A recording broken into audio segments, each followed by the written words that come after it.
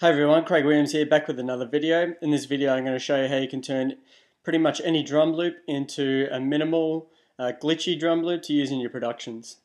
So as you can see here, we've got two channels, just got a kick and just the drum loop. The drum loop was just taken out of, I think it was like a computer music or a future music drum loop, and it's just a Italian disco drum loop.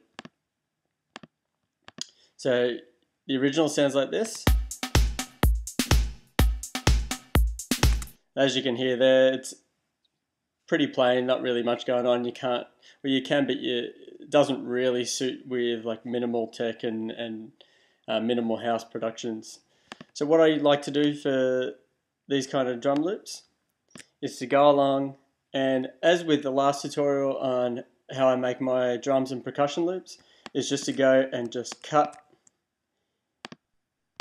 each sample, each transient like that, so you'll have individual regions, and then just go along the whole way, and just I like to realign them up so it has no swing on it, and I can apply the swing a little bit later.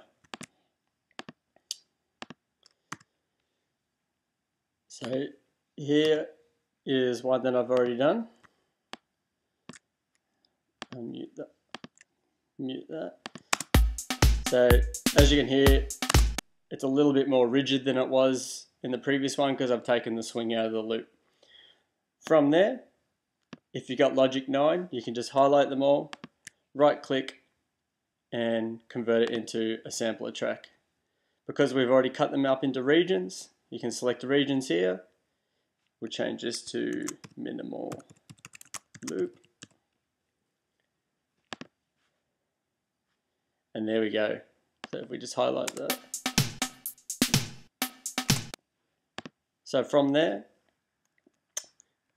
you can go into, bring up the piano roll, and then go into the actual part. From there, what you can do is where we've got sort of the spots, you can start to play around and just move bits where you think, and just get like a little bit of more of a groove going on. Maybe bring this one over here.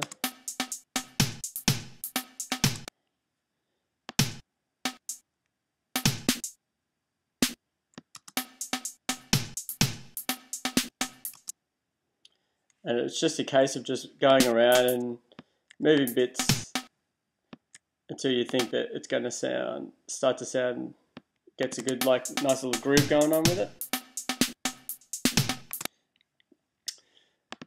So from there, what you can do, it still sounds pretty much the same. You can hear all the drum hits.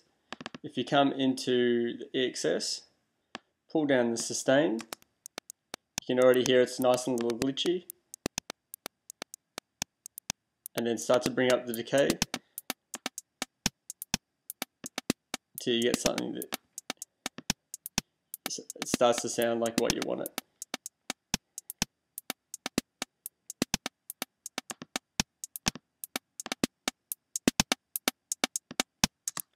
So you can hear there it's taken from the original loop, which is